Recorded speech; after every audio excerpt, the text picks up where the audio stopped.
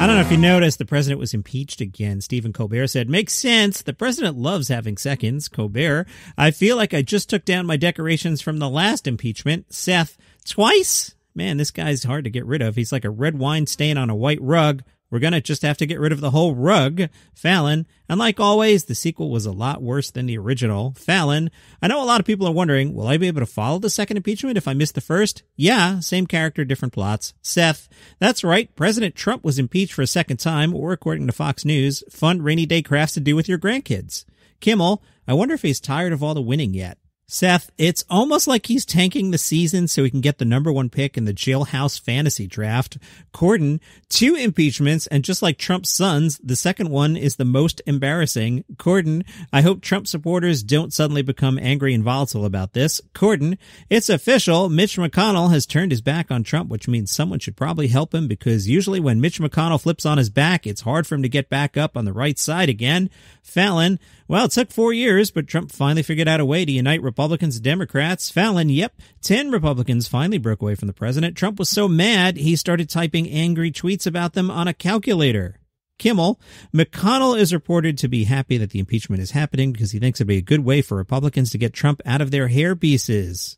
Colbert, reportedly, McConnell's told associates in private that he believes the president committed impeachable offenses and is leaning towards convicting him. It will be all in his memoir, Leaning Towards Courage. Cordon, now this all seems promising, I know, but watch out, because there's actually nothing more disturbing than the sight of a pleased Mitch McConnell. And Colbert, McConnell's apparent support for impeachment gives cover for others, meaning a dozen Republican senators and possibly more could ultimately vote to convict the president. Yeah, at least a dozen and possibly more if there's a sale at Bob's Spine Barn. So you know who's missing? And I'm a big fan of this guy. Trevor Noah. Hey, Daily Show, where are you, man? Like, I get you had a scheduled vacation.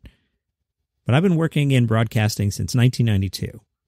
And one thing I learned, and one thing I always tell my staffers is, you know what? Sometimes you gotta work.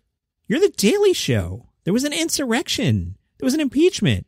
You're taking 2 weeks off? Go to work. Stretch out the summer vacation when nothing's going on. I know it sucks. I know you have plans, but come on, guys. You're really missing out on this one.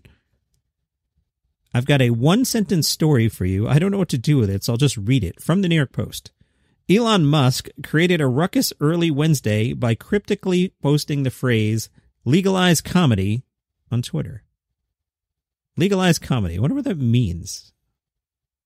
From Deadline, Nicole Byer and JB Smoove are teaming up with Conan O'Brien in a series of podcast deals. Conan is beefing it up. They've acquired Byer's Why Won't You Date Me podcast. That show's been around since 2017, and it moves to Conan's network today. From Variety, NBC has ordered the single-camera comedies Grand Crew and American Auto. They were ordered to pilot last year, but pandemic and stuff. American Auto stars Anna Gasteyer and a bunch of other people. The series is set at the headquarters of a major American automotive company in Detroit, where a floundering group of executives try to discover the company identity amidst a rapidly changing industry. We might have to just cancel that right now. Does that sound fun? Canceled.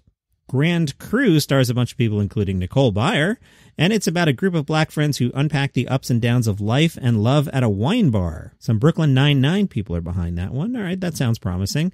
From the New York Times, Governor Cuomo said the state would begin a public-private partnership to offer a series of statewide pop-up concerts featuring artists such as Amy Schumer, Chris Rock, Renee Fleming, and Hugh Jackman. This is a pilot program to explore how socially distant performances might be held safely in flexible venues whose seating is not fixed. The governor said that the state could not wait until summer when more people are vaccinated to bring back performances. Yo, Mr. Governor, that's what the comedy clubs have been screaming at you about for like 6 months since last summer.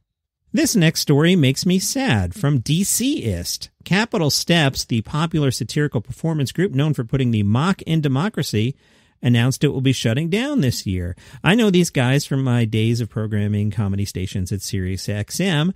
They do like funny musical things about, political stuff. Capital, Capitol Steps, DC kind of humor. I like it. Via Twitter, they said, like many in the entertainment business, we simply weren't built to survive going a year or more without live performances. That sucks.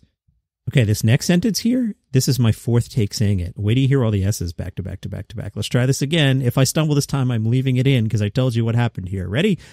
The Capitol Steps started in 1981 when a group of Senate staffers staged a satirical performance at a congressional office party. I made it through that time. Whew. Mark Eaton is a manager with Capitol Steps. He said, "Who would have dreamed that a Senate office Christmas party 39 years ago, much like everything else in D.C., could have spun painfully out of control and given us a livelihood for all these years and given some folks a lot of laughs. We appreciate everybody that ever came to a show, bought a ticket, or the corporations and the associations that hired us over the years. All those folks were very integral to our success." This sucks. I mean, this is really the pandemic killing something that was successful. That's just, Eaton says, "It's just something we can't plan. We don't want to make any plans for an uncertainty. We're not saying a resurrection isn't impossible, but it's definitely a long shot." That sucks. From Insider, Kevin James, TV show on Netflix. You're going to watch. Netflix is going to put up a big picture of Kevin James, and you're going to be like, "I'll click on that." It's called The Crew. It's a NASCAR sitcom. Kevin James says the setup is we're at each other's throats, but we also need each other, which is a great place to be for comedy. He stars as Kevin Gibson, the old school crew chief for the middle of the pack number 74 Chevy. And what's interesting is NASCAR's Reed Sorensen drove the fake stake number 74 in 2 races last summer just so the series would have footage of it live in action. That's pretty cool. The plot of this whole Kevin James thing is when the team's owner retires, his Stanford-educated daughter, Catherine, takes the reins and looks to modernize the operation. Used to be all the crew chiefs were people who grew up racing and building cars. Now it's engineers and people who know computers. We're at a point where experience doesn't matter as much as knowledge. The argument I want to make is that it's both, says one of the showrunners. The drama? Accident-prone driver Jake, who runs more on intuition than intellect, has to fight to keep a seat in the premiere, and the team's longtime barbecue sponsor will eventually be replaced by the fictitious fake steak. This is coming to Netflix. Kevin James stars in The Crew. You'll watch. Nate Bargatze is looking forward to the future of comedy. He said, "I think it's going to be good, man." This was talking to the Interrobang. And he said, "I think comedy thrives when times are tough and people are going to want to get out. They want to laugh, and it's going to be comedy because people want to laugh more than just get lectured at." And that is your daily comedy news for today. You can follow the podcast on Spotify, subscribe on Apple Podcast or Overcast, or wherever you get your shows. See you tomorrow.